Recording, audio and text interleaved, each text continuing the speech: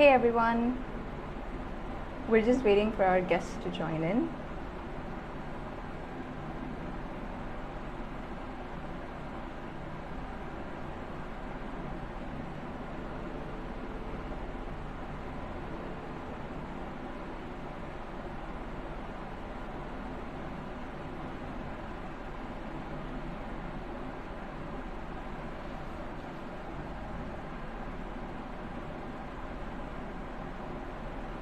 Hi everyone, thank you for joining in today. We're just waiting for our guests to join in.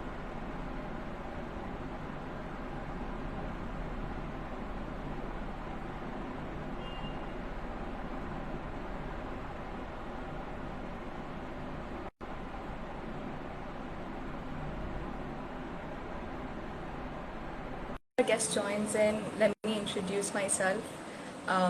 My name is Shakti Shri, and I'm currently a senior program officer at One Future Collective. We're super excited to have this live done today, and this is in fact a part of a series of lives that we've been doing. And oh, I see we have Mishika, and hey Mishika. Hi Shakti, how are you? I'm doing well. How are you? I'm good. I have a bit of a cough, so that's something I would like to mention, that suddenly in case I disappear, it's because I'm coughing in a corner. No, I hope you get better soon, Mishika. Yeah, I hope so too. It's Yes. just gone on for very long now. Yeah, I guess it's the weather as well. It's been quite moody back where I am in Chennai. In Delhi also, it's Great. not really helping. And there's a lot of pollution, so neither of that is Yeah, helping. yeah. Great. So I was just giving a background and context to the live that we're doing here, Mishika. So I was just letting our audience here know today that this is the live that we're doing is a part of a series of lives that we've been doing, and it's specifically part of a 16 days campaign for gender-based violence, and within it a campaign called Ghar Ki Baat that we've been running, and our focus has been specifically looking at violence in our homes, interpersonal relationships in that way, and how we can and what we can do to make our home safer, and how we can provide support for our survivors out there. And we've been having a lot of conversations so far. And as a matter of fact, even last year, I believe we did do a study funded by the Asim Premji Foundation, which looked at mapping civil society response to domestic violence, especially in the framework or in the scope of the pandemic. But we've also come to understand that this is something to be not looked just within a pandemic, but more how do we incorporate more suitable responses in our day-to-day life. And just going right in with our guest, I'm super delighted to introduce Mishika Singh from the Neve Foundation. Mishika is an advocate practicing from Delhi and founded Neve, a foundation for legal aid. The foundation specifically works in the field of human rights and survivors of human rights violations. And of course, the work here the work so far has been greatly appreciated.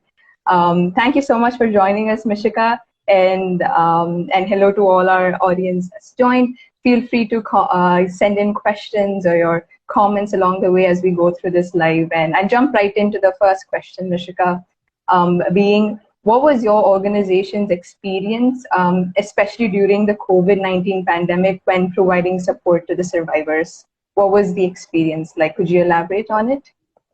Hi Shakti, thank you for having me. I think the one major thing that I saw, which was very different from what we see usually in domestic violence cases, that a lot of marriages that were long drawn, a lot of calls that Mm-hmm. we got were from people who had been married for over 20 years. And Mm-hmm. being in the pandemic sort of forced them to stay in the house. And that brought out a side of the partner that they hadn't really dealt Mm-hmm. with or avoided for a very long time. So that is one Mm-hmm. very different thing that we noticed at that point in time, that most of the people that were calling for help said that they'd been married for really long, they had children, and before this they never experienced such a situation. So this is when Mm-hmm. we understood that shadow pandemic has actually is a reality, and it's happening across. And people who not acknowledged domestic violence for a very long time were now face Mm-hmm. to face with it. That was one. And the other one was that the economic strata that I usually deal with is usually women from the marginalized communities. women who do not have access to all the legal information and legal acumen. But during the pandemic, the cases that came were mostly from the middle class or upper middle class. And this is what I realized, that this this class barrier doesn't exist when it comes to violence. And a lot of women were faced, with the truth that despite coming from a well-to-do background or a background which acknowledges privileges, and these are all women that were working before the pandemic hit, that sort of shift was there, and they had to face this as a reality of life. So I think these were two very different things that we encountered while during the pandemic. At the beginning of the pandemic, around I think April is when calls actually increased after a month in March, and lockdown was announced in by April, and these are the kind of calls that you're getting, which is usually very different from the kind of help that we were providing earlier. So I think that's mostly the two things that I think stood out for me and were a very big learning experience for all of us. Thank you for elaborating on that. And it is quite interesting that you mentioned how the class barrier no longer existed when it came to the violence faced. Do you have any insight in your experience so far as to what the root causes of this could have been, Mishika, in your inference per se? I think what I understood, a lot of calls started with that if he is not able to go to work and he has to work from home, so do I. But when things around the house are not happening and there was no domestic help or there was no servant to take care of the needs, it fell upon in a gender specific role for a woman to take care of the house and the job. And when that was not happening, that mismatch of expectations is what led to a lot of violence. And a lot of it was not just physical. It was verbal, it was emotional. It was, that's why a lot of people couldn't identify it as domestic violence. Excuse me, they would identify it as violence only after speaking to a lawyer who could tell them that this is also domestic violence. It just doesn't have to be physical abuse. It could be emotional, it could be verbal, it could be other different kinds of violence. I think that is something that, people were forced to acknowledge and accept, that despite, being educated and coming from sort of forward-thinking backgrounds, when it comes to a situation like this, the onus is directly shifted on the women to take care of the household, to take care of the kids. And that acknowledgement that both partners are actually working and now both are working from home sort of went missing. So I think that was the gap that led to a lot of friction in a lot of households. That's something that we did realize. Okay, thanks for letting us know that, Mishika. And that brings to my question, what do you think could have been some of the state responses or support that you think were provided to help you do your work during the pandemic? I think, when this actually, go ahead. When this started happening, even we were sort of, we weren't sure what could be done. Most of us were living with families, so we couldn't really commute and get to the person. The person couldn't commute to the police station, and they couldn't go to a safe house, a relative's place, a friend's place. So I think that was the biggest challenge that we faced.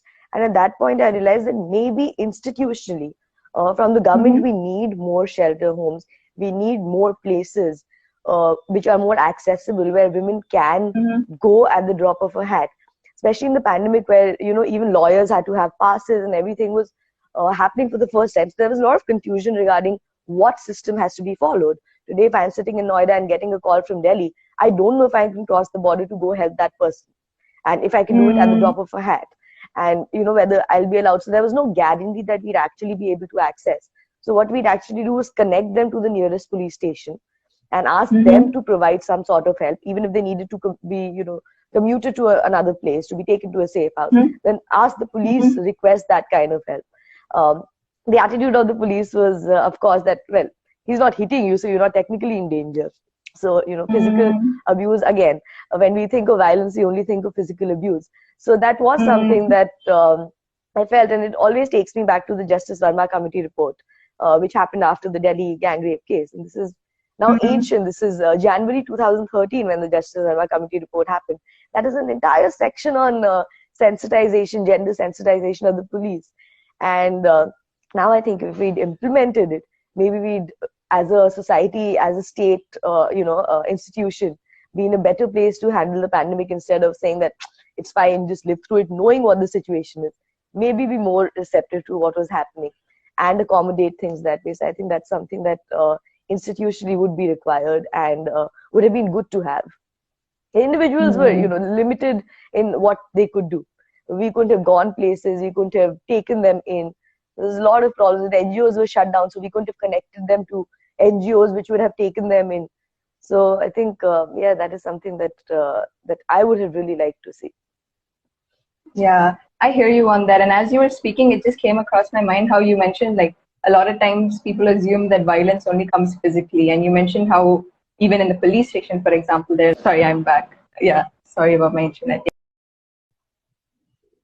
Yeah.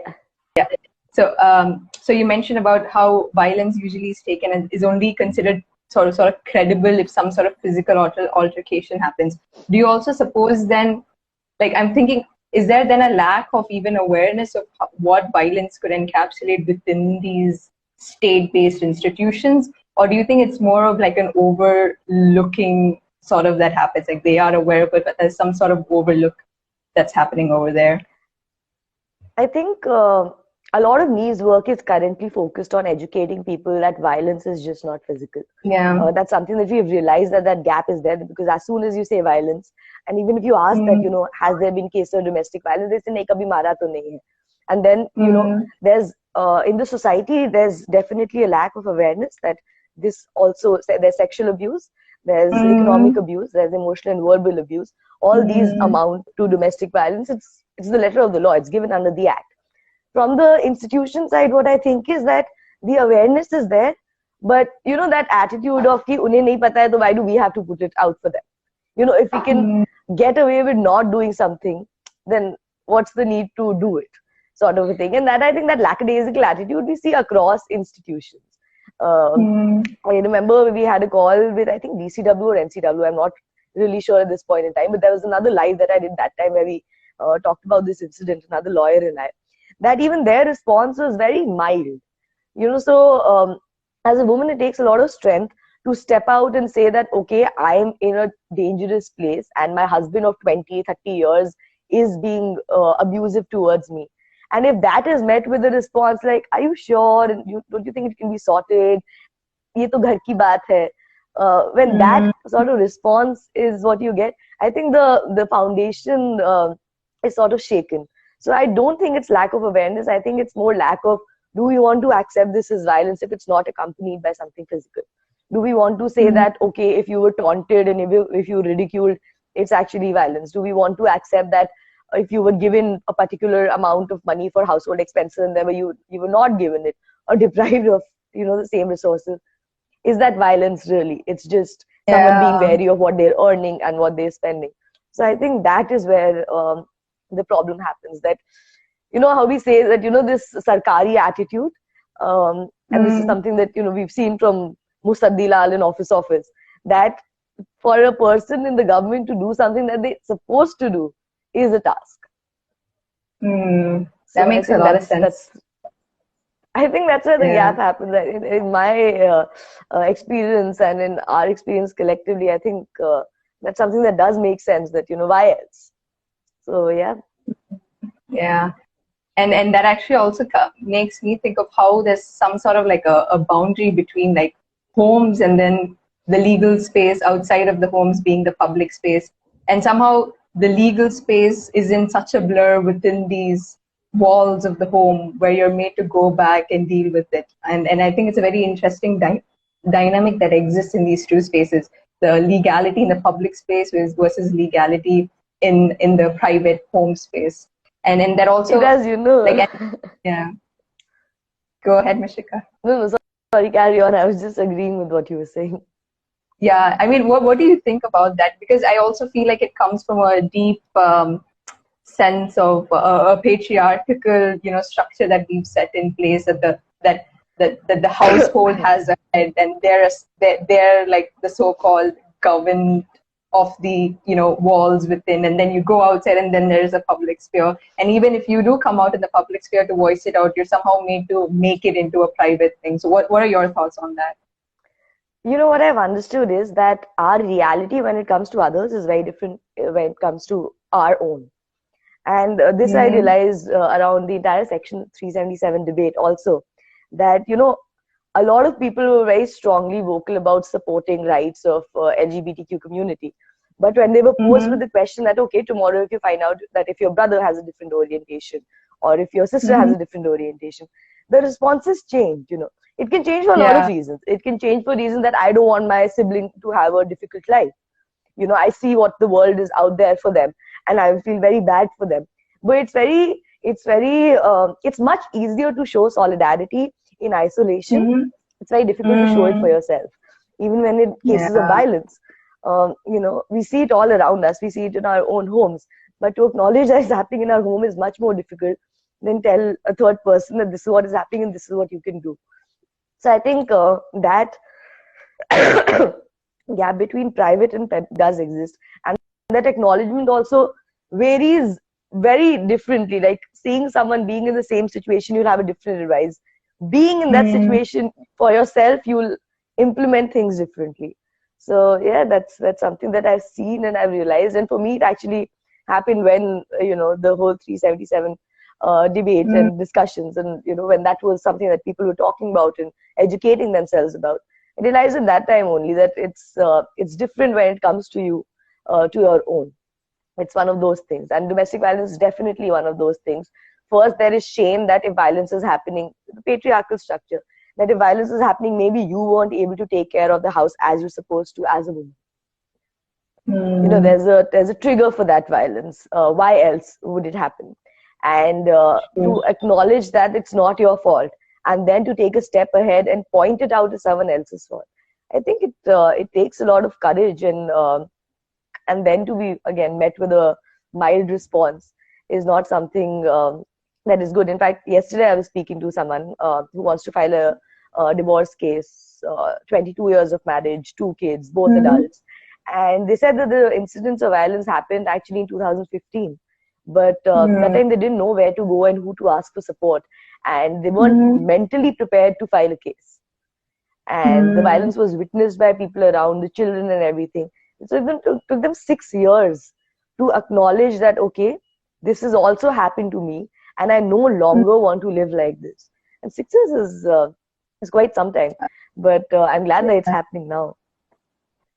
Yeah, and that really brings me to think of as well, like for example, like 6 years to really find the strength. And I think it's a conditioning of even unlearning some of the things, like unlearning the structures that we've been taught when we were little to, stick and adhere to. And that brings me to the question, what are some of the other like non-legal responses or support that you think were needed, Mishika? Like in this case, I believe I don't know, like education and awareness maybe one, but like a mental sort of even support for the same. So, what according to you would be other non-legal forms of support that could have helped?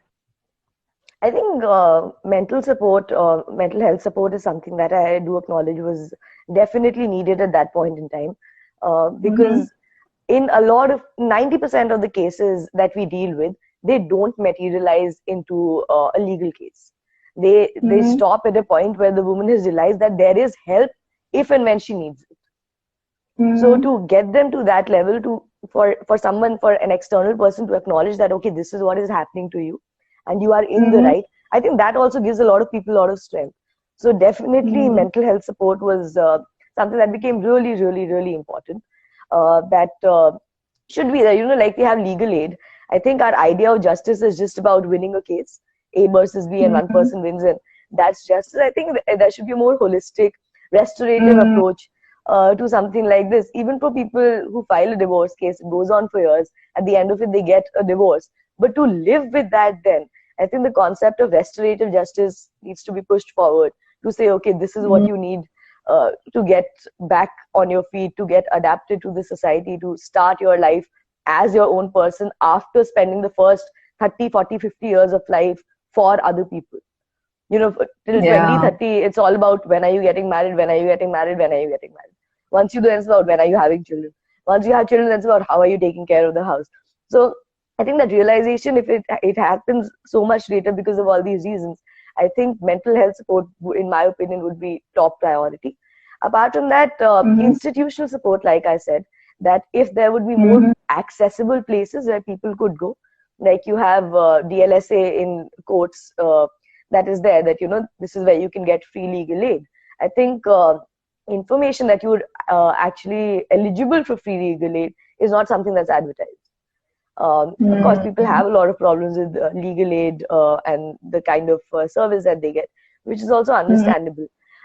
So I think apart from the kiosk of free legal aid, there should also be, just counseling. In mediation, maybe with a mediator, there should also be a person, a mental health specialist who could be on board. So that kind of institutional support should also be made available. I think there was a list circulating of people who were providing counseling and free therapy during this time. It was for COVID front workers and caretakers, patients who'd suffered COVID. And I think, we started talking about shadow pandemic only much later. Like we saw it, it was happening. But for us to acknowledge, I think some months had already passed before that happened. So I think it happened later. Hopefully, whenever it happens next, these institutional things will already be in place, state, non-state, both. They will already be there in place if something like this happens. Yeah. Thanks for also mentioning the mental health support as a significant point. Mishika, just quickly coming in here to also let our audience know that OFC has been and is currently running a program where you can sign up for free mental health support sessions with the counselors that we have in our database and who have volunteered with us. So you can go check it out in our Instagram feed and sign up for it, because we really believe that if people out there need the help, they need to get the help. And I love the fact that you also brought out the point of restorative justice, Mishka, because I think at OFC as well, that's been a very core point in terms of the support that's being provided to survivors. Because as you mentioned, justice is not just about winning a case. That would be a very one-dimensional view of it. And if you really wanted to give justice to the person, it needs to come from all forms. In that aspect, could you, for our audience over here, just elaborate more on what restorative justice really looks like? Because I know, for example, in my own personal life, I came across the word restorative justice only perhaps last. So for our audience over here, Mishka, could you just elaborate it a bit more? I think, like if I have to explain it in very simple terms, it looks at justice as a more holistic approach and not just winning or losing a case. An example of that would be that, a rape survivor has filed a case and the accused has been punished and convicted. Technically, that is justice, that, someone committed a crime and they got justice. But for that survivor to be integrated back in the society, the mental support that they need, the financial support that they need, if they were married, unmarried, person was known, not known, whatever the kind of support that they need to actually, the word restorative is basically restoring the status of what it was before that act happened to you. So any efforts made to that effect, that you get back to the situation or as close to that situation as you can get after the incident has happened to you, I think in the most simplistic terms, that would be restorative justice. And it could be achieved through certain different things. And I see a lot of efforts in a lot of organizations, or at least few that I've interacted with, that do restorative justice for ex-convicts. They make them employable and ex-felons, and there's programs being run that, once they come out in the society, what will happen to them and how will they adapt, and how to ensure that they don't fall back into this whole circuit of crime, and they, don't get back to the jail, and they're actually able to lead a life. But I think for survivors, especially in cases of gender-based violence, I think that aspect is missing. I won't say more than the accused, but at least as much as the accused, the victim also does need all these means and ways in which their life could go back to at least some sort of, to the closest place as it can from what it was before. The fact that if you look at acid attack victims, they're not taking a lot of jobs because of the way they look. There's no sensitivity around acid attack victims. There's, very little talk about it. The Supreme Court case happened. Acid is still available. There are a lot of things institutionally and, state and non-state actors can do to enable this whole concept of restorative justice. And obviously, everyone, can do only a part of it. But I think collectively, it will at least help someone reach somewhere better than just that, oh, this person has gotten convicted. Yeah. That's not Thanks the for idea of justice. Yeah, completely agree with you on that, Mishka, and thanks for elaborating that for our audience here. And that also now gets me to the other question being, so what do you think are changes that NGOs or other organizations that currently support survivors need to like implement effectively, especially to respond to a survivor's need post-lockdown? Is there any difference that you see in the support that comes before and post? I think one thing I've realized is that the only way to move forward is to move together. So you need to have Mm-hmm. a very strong network of other NGOs and other people working in the same area, same field. Mm-hmm. I think that is something that has definitely helped. That if I was getting a case which was not in Delhi NCR, even if it was Noida, Ghaziabad, we needed Mm-hmm. someone, sorry, we needed No someone problem. Take your operating time. in those areas Mm-hmm. to be able to help them. So I think a stronger network in terms of the work Mm-hmm. that we're all doing is definitely something that can help all of us get to a survivor better and more in time. A lot of times we were stuck with who do we call now? You know, do we have a Mm-hmm. person in some village in Bihar who had gone just after lockdown and now this is happening to them? And then you had to call lawyers there who would connect you to some NGO there who would connect you to some other person. So I think having that database and that network already there is definitely good practice. It's something that we are looking to build at NEEP. And the other one I would think was I could think of was probably having uh, maybe more direct connection with the state authorities. Maybe be Mm-hmm. able to call them on a personal basis, saying this is what is happening and we need you to intervene. We need someone from the NCW, the DCW, from the police station, the SHO, the Mahila police. Someone needs to go and intervene there, and then when we Mm-hmm. cannot, you know, our resources are limited. We can't be doing what the government is supposed to. And I think we need to acknowledge that fact and need to empower ourselves by forming better connections with the state actors. So I think these Mm-hmm. two things, which basically, in essence, is one only, is networking, is something that definitely can help us help survivors. Apart from that, the other thing would be that there's definitely connecting in the fields that we're in, but with NEEP, what we're also trying to do is connect them to other places where, for restorative justice. For example, now when we get requests of I need someone apart from legal help to guide, to counsel me, I need a therapist, we know who to connect them to. If they need a safe Mm-hmm. space to say, we know which NGO to contact. So there's one networking that's happening in the same plane of people working in the same area. There's one network which is going like a web that, okay, if this is what your needs are, then these are the people that we can connect you with. I think that Mm-hmm. has been very important and crucial for us to be able to do within a minute that, okay, this is what you want and this is the person that we have for you. Please speak to them. If you don't have the fee, don't worry about it. To have those 10 lawyers, 10 therapists, 10 NGOs on call saying, okay, this person needs a shelter, this person needs a 1 hour session with you right now. To be able to have that, I think has been very crucial. And it has been a sort of game changer, Earlier, you always had time that, okay, violence has happened. Right now, you can go to the police station, file a case. We will file a case. So it was always the idea of time has changed now. Now, Mm-hmm. what could take a month earlier now needs to happen in a day. And to empower ourselves in such a way that it can happen in a day, I think has been a big game changer. Yeah, yeah, that makes a lot of sense, especially and the whole. For me, my head's also stuck on the whole networking thing that you brought up, because I guess it does make sense that a bigger networked, foundations working together to help our survivors out there is much stronger than maybe just single or like a couple working. And I also wanted to understand in terms of your experience so far in establishing this network, for example. So you mentioned how if a survivor comes to you, you also enable them to reach out to mental health support if necessary. So do you envision an ideal engagement structure in a way where you see it more of a pull from organization or a push from organization? So has it been something that collectively foundations have come together and done, or something that's been like, pushed across, if that makes sense? It's actually sort of the way it has worked for us, at least, has been Mm-hmm. to, build on our personal contacts. Like, let's say I know Mm-hmm. a friend who's a therapist, Mm-hmm. get to the organization through them. So it's been that contact Mm-hmm. that, tomorrow if someone needs help, they may not approach me foundation as a foundation directly, but if they know me, they can get in touch with me and then connect with the organization.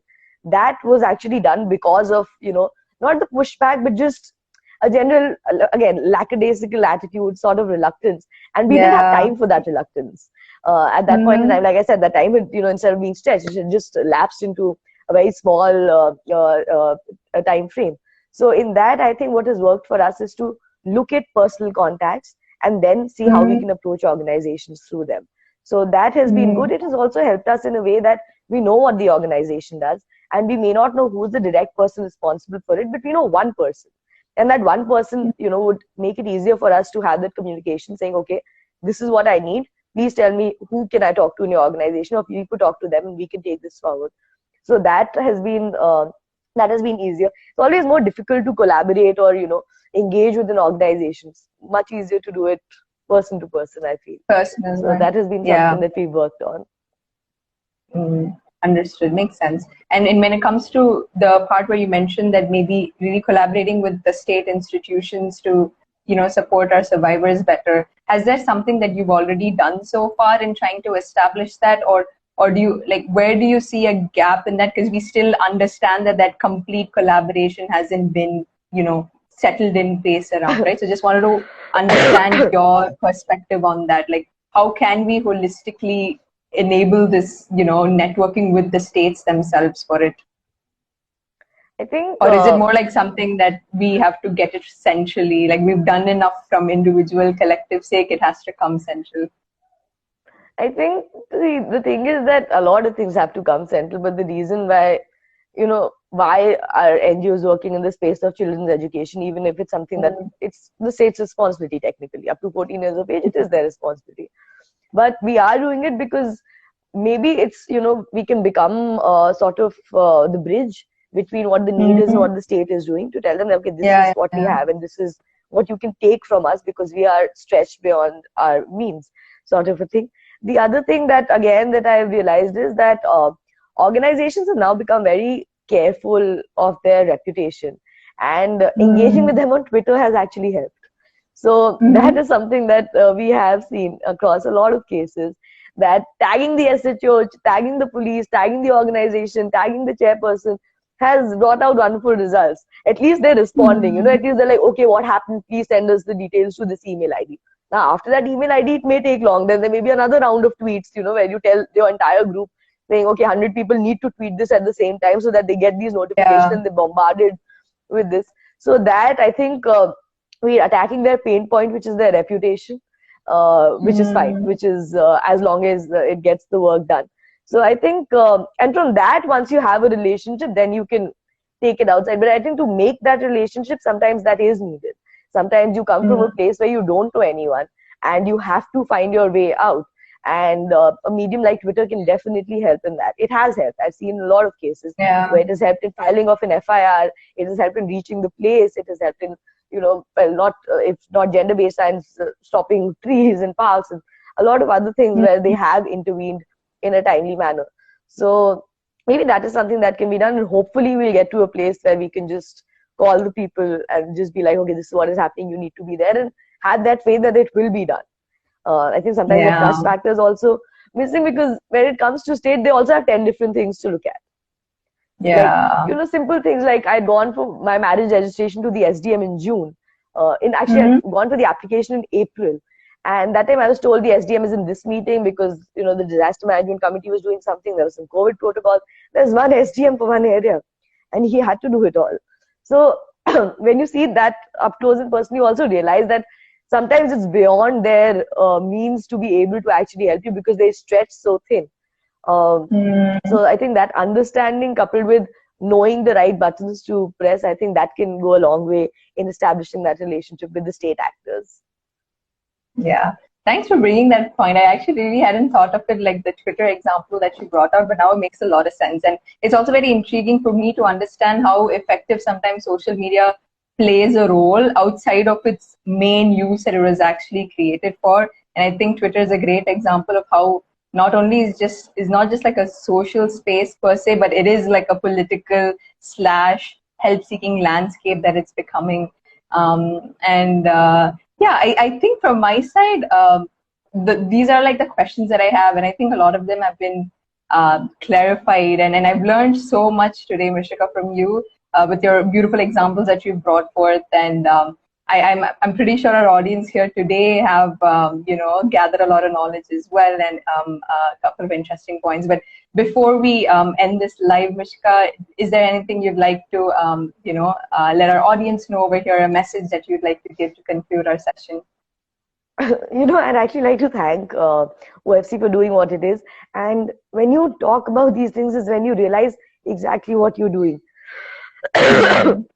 Maybe as an organization, maybe as as an individual, we weren't aware of exactly what we're doing, like using Twitter, for example. It's something that now comes very like, okay, if I'm not getting something, let me get this handle, let me tell 10 people to tweet about it. Maybe I'll get some action. Definitely not losing anything unless they block me. And then I'm losing something. But I think talking about these things also help us sort of tangibly put in words what we, when we talk about it out loud, we're able to put it in words what we are doing. And that creates for a great resource for others to replicate. So I think it's very important to have these talks. And now that we've spoken about this, I know exactly, if someone's looking to build relations with other communities, what are the steps that they can take? How can I tell them that, okay, the first step should be to identify in your own network and see who they're working with, and, things like that. So this is actually a very good enabler to set some systems in place which can be replicated, and eventually they should help us achieve that goal of a bigger network, of a bigger solidarity network that we're trying to create. So this was actually quite good, Otherwise, you don't think about these things. You just act on the spot and replicate it for your own self. So this is quite nice. Maybe we can take some questions if anyone in the audience has something. Yeah, I'm now going through our chat. Feel free to the audience, feel free to send any question that you have. I don't see any so far, but we can wait for a while before they, I guess, start popping in questions. Yeah, sure. Maybe you can tell them about 16 days of activism if you haven't covered that in the meanwhile. I realized that that's also something that's not really spoken about, and a lot of people don't know about that. So that is something that we are also working on. Just one moment.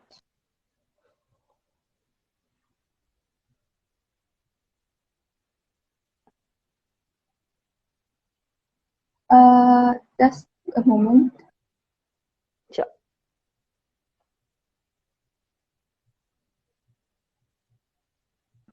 Okay. Yeah, I was just talking about it before you came in, Mishika, but I was just talking about how, so the whole campaign of Ghar Ki Baat that we've been doing, and I also mentioned about our Azim Premji study that has happened, and maybe in this time more than me talking about it, could you maybe tell more about what the foundation's been doing so that our audience, learns about it more and how they could engage with your support you if needed?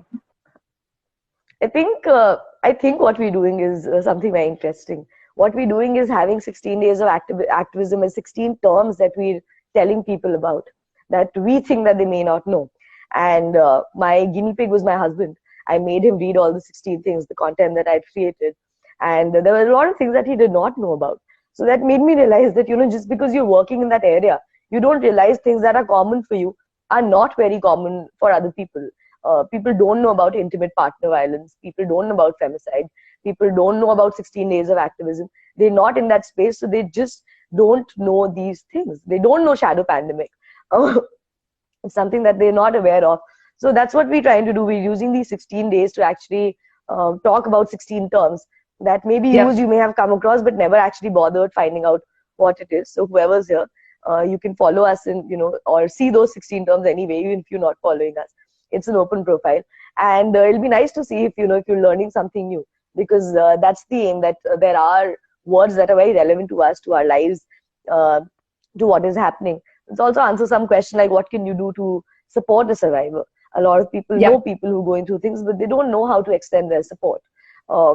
Usually when I do these sessions with college students, they're first, if I ask them that if they get to know if someone they know is facing some harassment or has undergone something, what would they do? And their first reaction is, oh, I will tell them to file a complaint, and if they don't, I will file it on their behalf.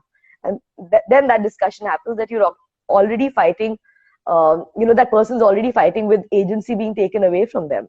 And by you not respecting what they want to do and how they want to do it, you're adding on to that pulling away of agency.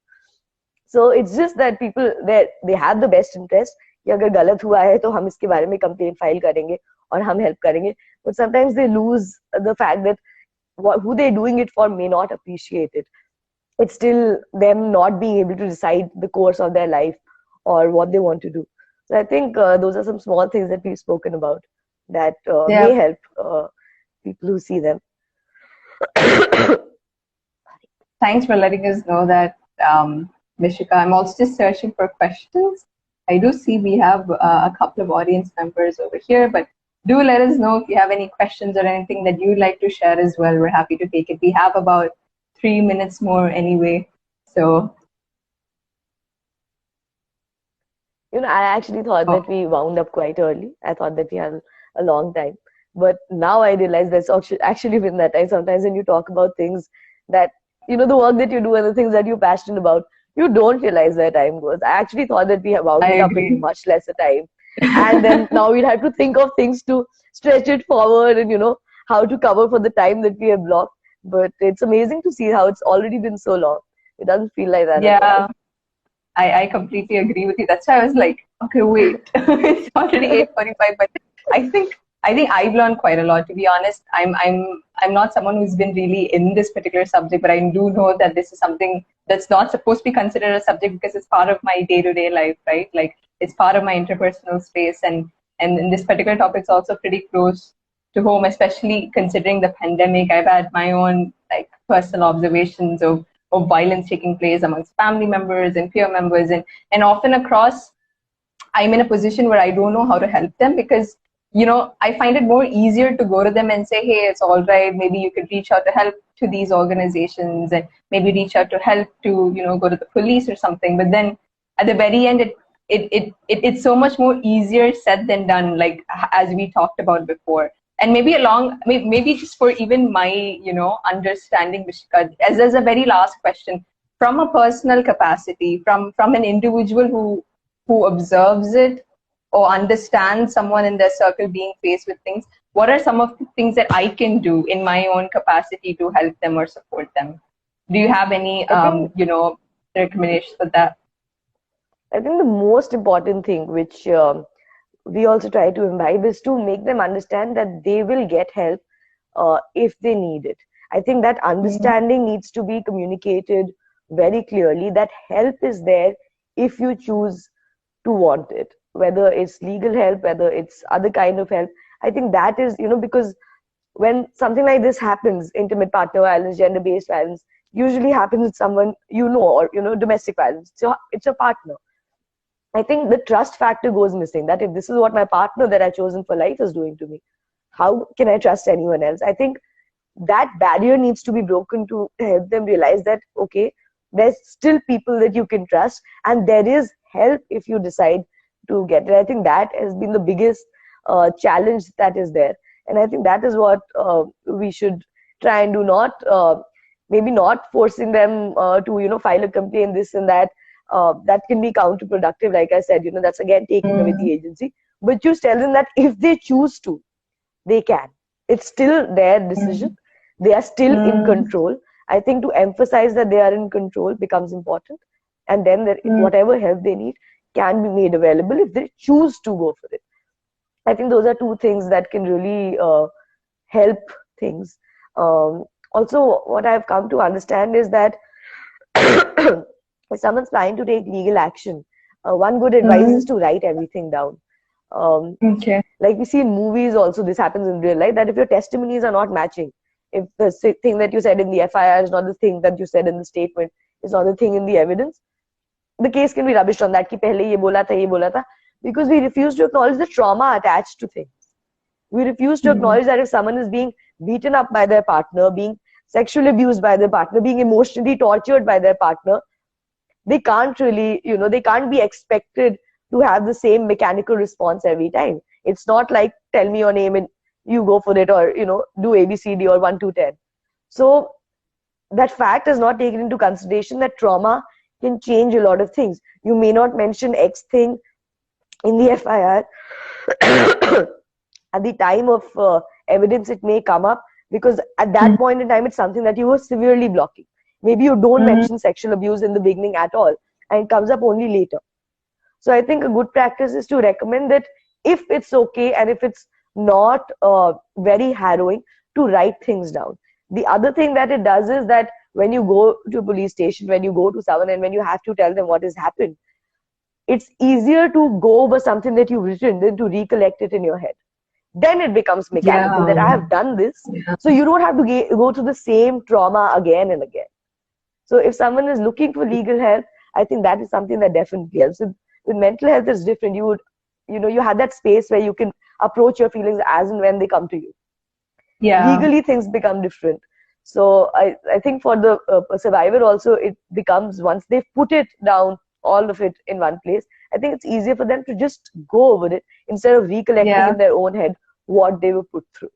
So I think that Yeah. is something that's a good practice that can help. Yeah, that makes a lot of sense. And thanks for bringing that pointer. I never knew, I've never seen it that way, but now when you talk about it, it does make a lot of sense. And yeah, thank you so much, Mishka, for all these valuable points. I think I'm going to go back and really sort of sit down and debrief the points you've written. I mean, you've just said, because they're quite valuable. And thank you so much for being with us today, Mishika. It's 45 minutes, Most and I'm glad welcome. that we had such 45 minutes of such, Yeah, valuable this was really conversation. good. Yeah, on a very important Thank you so topic. much, And Shakti. thank you so much, Mishka. And we hope to talk to you soon as well and keep engaging with the wonderful work that Neep does. Good night, Mishika, Definitely, and take likewise. care. Yes. Thank you. Thank you for having me. and please get well soon. I hope you are, Yeah. you feel better soon. I hope so too. Thank you so much. Thank you, Mishika. Okay. Take care. Good night. And Bye. thank you to all, everyone who's joined us today. Good night to you folks, and please take care. Stay safe. Bye-bye. Bye.